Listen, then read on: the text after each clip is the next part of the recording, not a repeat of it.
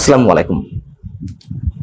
সেনাপ্রধান জেনারেল ওয়াকরুজ্জামান ঈদের দিন যমুনাতে প্রধান উপদেষ্টার সঙ্গে কেন সাক্ষাৎ করতে গেলেন, ঈদের শুভেচ্ছা বিনিময় করতে গেলেন সস্ত্রীক, এই বিষয়টি নিয়ে নানান ধরনের ব্যাখ্যা বিশ্লেষণের চেষ্টা করা হচ্ছে। সব পক্ষই কোনো না কোনো ভাবে প্রশ্ন উত্থাপনের চেষ্টা করছেন, উত্তর খোঁজার চেষ্টা করছেন ভিতরে বার্তাটি আসলে কি, এবং সব পক্ষই নিশ্চয়ই কোনো না কোনো যুক্তি রয়েছে। আসলে বিষয়টি কি? ঈদের আগের দিনই জাতির উদ্দেশ্যে ভাষণের মধ্যে প্রধান উপদেষ্টা যে মেসেজগুলো দেওয়ার চেষ্টা করেছেন এবং স্পষ্টতই 2026 এপ্রিলের মধ্যে যে নির্বাচনের তিনি ঘোষণা দিলেন এবং করিডোর ইস্যুতে, বন্দর ইস্যুতে কথা বললেন, বন্দর বিদেশিদের হাতে তুলে দেওয়ার বিরোধিতা যারা করছেন তাদেরকে প্রতিহতের ডাক দিলেন, করিডোর নিয়েও তিনি যারা গুজব সৃষ্টি করছেন তাদের বিষয়ে কথা বললেন। এবং সেই জায়গা থেকে আমি প্রথমেই প্রশ্ন তুলেছিলাম, তিনি কি সেনাবাহিনী এবং বিএনপির মতো রাজনৈতিক দলগুলোকে প্রতিহতের ডাক দিচ্ছেন? তিনি স্পষ্টত বিভাজনের সৃষ্টি করছেন কিনা? সেই জায়গা থেকে এক পক্ষ প্রশ্ন তুলছেন যে এত বড় ঘটনার পরেও, এবং একই সঙ্গে একটু বলি যে তিনি যে জাতির উদ্দেশ্যে ভাষণ দিবেন কি বলবেন এটা তো নিশ্চয়ই আমরা সাধারণ মানুষ জানতাম না। তবে কেউ কেউ, বিশেষ কোনো মহল এটি আগে থেকেই প্রকাশ করে ফেললেন যে তিনি কি উদ্দেশ্যে বা কি বক্তব্য দিতে যাচ্ছেন, এবং সেখান থেকে আমরা ধারণা করতে পারি নির্বাচন নিয়ে সেনা প্রধানের সঙ্গে কোনো পরামর্শ তো নয়, বরং প্রধান উপদেষ্টা তার নিজের যে বিতর্কিত শুভাকাঙ্ক্ষীরা রয়েছেন, তার একান্ত অনুগত যেই ব্যক্তিরা রয়েছেন বা তার নিজের দল বা জাতীয় নাগরিক পার্টির যারা নেতা রয়েছেন তাদের সাথে পরামর্শ করেই তিনি এই ভাষণের বক্তব্য নির্মাণ করেছেন। কিন্তু সেনাপ্রধানকে জানেন, এবং সেনাপ্রধান তো এর আগে বলেই রেখেছেন যে সেনাবাহিনীকে অন্ধকারে রেখে রাষ্ট্র তার বিভিন্ন সিদ্ধান্ত নিচ্ছে, রাষ্ট্র বলতে প্রধান উপদেষ্টা, সরকার। এত কিছুর পরে প্রধান উপদেষ্টার সঙ্গে যে সাক্ষাৎ করতে গেলেন এটা অনেকের কাছে আনইউজুয়াল মনে হয়েছে, এবং সেই অস্বাভাবিক জায়গা থেকে অনেকের ধারণা যে সেনাপ্রধান এর মধ্য দিয়ে বিশেষ কোনো বার্তা দেওয়ার চেষ্টা করছেন কিনা, অথবা তাকে বিশেষ কোনো বার্তা দিয়ে এসেছেন কিনা প্রধান উপদেষ্টাকে। আবার আর এক পক্ষ বলছেন যে সেনাপ্রধান যেহেতু এত কিছুর পরেও, যেখানে সেনাবাহিনী বা বিএনপির মতো রাজনৈতিক দলগুলোকে প্রতিহতের ডাক দিচ্ছেন, স্পষ্টত একটা চরম বিভক্তির সৃষ্টি করার পরও সেনাপ্রধান গিয়েছেন দেখা করতে, সৌজন্য সাক্ষাৎ করতে, তাহলে কি তাদের মধ্যে আন্ডার টেবিল কোনো এগ্রিমেন্ট হয়ে গেছে, আন্ডার টেবিল ডিল হয়ে গেছে? তারা কি পরামর্শক্রমেই অথবা সেনাপ্রধানকে কোনো না কোনো শক্তির মাধ্যমে প্রধান উপদেষ্টা হাত করে নিয়েছেন কিনা বা তার অনুগত করে ফেলেছেন কিনা?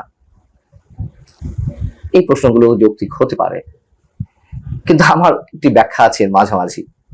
সেটা হচ্ছে একটি একেবারেই রাষ্ট্রীয় আচার। খোঁজ নিয়ে দেখুন, একটু রিকল করে দেখুন,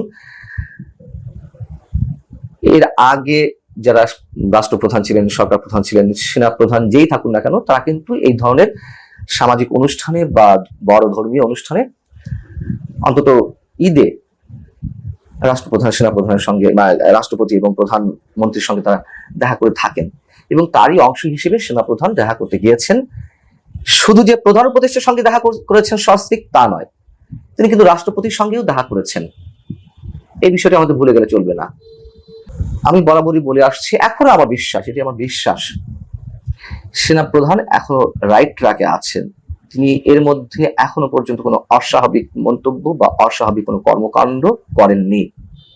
যদি বলেন যে 21শে মে তিনি কিভাবে রাজনৈতিক এই বক্তব্যগুলো অফিসারদের উদ্দেশ্যে অ্যাড্রেস করলেন, নির্বাচন ইস্যুতে, করিডোর, বন্দর ইস্যুতে, অবশ্যই তিনি করতে পারেন। তখন তিনি আবারও বলি তিনি নিজের কাঁধে তুলে নিয়েছিলেন সব দায়িত্ব, তার উপর আস্থা রাখার কথা বলেছিলেন, মানুষের জানমালের দায়িত্ব তিনি তুলে নিয়েছিলেন, এবং অবশ্যই দেশের গণতান্ত্রিক প্রক্রিয়া উন্নতিকরণের জন্য তিনি যা যা করার করবেন এমন প্রতিশ্রুতি দিয়েছিলেন। যদিও মানুষের মধ্যে এর মধ্যে একটা হতাশা তৈরি হয়েছে যে সেনাবাহিনী ম্যাজিস্ট্রেসি পাওয়ার থাকা সত্ত্বেও কেন এখনো পর্যন্ত মব চলছে, সেই মবকে অ্যাড্রেস করেও 21শে মে তিনি কথা বলেছেন। তারপরেও কিছু কিছু জায়গায় মব চলেছে, এটি সত্য কথা, সেই জায়গা থেকে অনেকে হতাশা ব্যক্ত করতেই পারেন। কিন্তু সেনাপ্রধানের অনেক কিছুতেই ইনভলভমেন্ট অন্য সময় হলে আমাদের অস্বাভাবিক মনে হলো, এই সময়টির জন্য স্বাভাবিক, দেশটি যেহেতু একটি টালমাটাল অবস্থা রয়েছে, অস্বাভাবিক অবস্থা রয়েছে, সেই জায়গা থেকে আমি বলবো যে সেনাপ্রধান আনন্দে গদগদ হয়ে তার সঙ্গে ভাব করার জন্য যাননি, অথবা কোনো প্রকার থ্রেটের বার্তা দেওয়ার জন্য তিনি যাননি। তিনি কেবলমাত্র রাষ্ট্রীয় আচারটি পালন করেছেন। বরং প্রধান উপদেষ্টা স্পষ্টত জাতির মাঝে বিভক্তির সৃষ্টি করছেন। তিনি তার প্রতিহিংসার যে চরিত্র সেটি স্পষ্টভাবে সবার সামনে প্রকাশ করছেন। এবং কিভাবে তিনি বলতে পারেন, আবারও বলি, যারা বন্দর বিদেশিদের হাতে তুলে দেওয়ার ক্ষেত্রে বা তাদের হাতে পরিচালনার জন্য সিদ্ধান্তের ক্ষেত্রে বিরোধিতা করছেন, তাদেরকে প্রতিহত করুন। এবং তিনি যুদ্ধের ডাক না দিলেও বারবার যুদ্ধাবস্থার কথা বলছেন, যুদ্ধ তিনি বাধাবেনই, এটুকু অনেকের মধ্যে ধারণা প্রতিষ্ঠিত হয়েছে। কেন বাধাবেন তারও ব্যাখ্যা এর মধ্যে অনেকবার দেওয়া হয়েছে। আমরা বরং অন্যদিকে একটা দৃষ্টি দিতে পারি, এটি নিয়ে যেহেতু আলোচনা হয়েছে এর আগে, তারপর একটু মনে করে দিই, বরং রাষ্ট্রপতি অনেকটা গৃহবন্দী অবস্থায় রয়েছেন। এর আগেও আমরা দেখলাম যে তিনি জাতীয় ঈদগাহে নামাজ পড়তে যাননি। এর আগে যত রাষ্ট্রপতি ছিলেন, ইভেন এই রাষ্ট্রপতিও শাহাবুদ্দিন চুপ্পু সাহেবও, তিনি বর্তমান অন্তর্বর্তী সরকারের আগে পর্যন্ত ঈদগাহে নামাজ পড়তে গেছেন। এরপর থেকে তিনি আর ঈদগাহে নামাজ পড়ছেন না, তিনি বঙ্গভবনে নামাজ আদায় করছেন। এমনকি প্রধান উপদেষ্টা তিনি নিজেকে এতটাই উপরের মনে করেন এবং রাষ্ট্রপতিকে শত্রু মনে করছেন তার অনুগত যে দল বা তার হাতে গড়া যে দল জাতীয় নাগরিক পার্টি, তার নেতাদের বক্তব্য অনুযায়ী বা তাদের সাথে কণ্ঠ মিলিয়ে তিনি যা করছেন বলছেন, এটা জাতিকে চরমভাবে বিভক্ত করেছে, একটা অনিশ্চয়তা পথে প্রধান উপদেষ্টা নিয়ে যাচ্ছেন। সেনাপ্রধান যেমন রাষ্ট্রীয় আচার পালন করলেন বা করছেন, প্রধান উপদেষ্টা তো রাষ্ট্রীয় আচারের ধার ধারছেন না, যা ইচ্ছে তাই বলছেন, করছেন। তার মুখের যে অনিয়ন্ত্রিত বক্তব্য সেগুলো আমরা প্রতিনিয়ত শুনছি।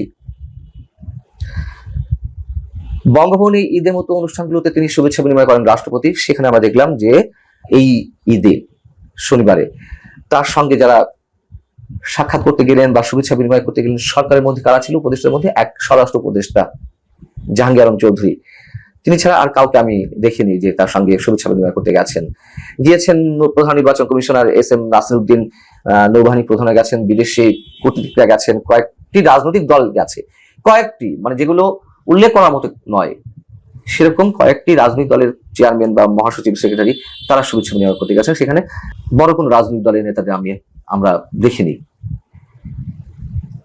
এই জায়গা থেকে সবকিছু মিলিয়ে আমাদের কাছে মনে হচ্ছে খুব দ্রুত কিছু ঘটে যাচ্ছে, খুব দ্রুত। এবং বিশেষ করে 30শে জুনের মধ্যে জুলাই চার্টার ঘোষণা করার কথা, সেটি জুলাইয়ের মধ্যেই ঘোষণা করা হবে, সেটি প্রধান উপদেষ্টা তিনি নিজেও ঈদের আগে জানিয়েছেন। এবং এটিকে কেন্দ্র করে নতুন যে অস্থিরতা তৈরি হয়েছে, আমার মনে হয় ভয়ঙ্কর একটি অশনি সংকেত এর মধ্যে আমরা পাচ্ছি এবং সেটার বাস্তব চিত্র হয়তো আমাদের দেখা লাগতে পারে। তারপরে শুভকামনা সবার প্রতি, ভালো থাকুন, আল্লাহ হাফেজ।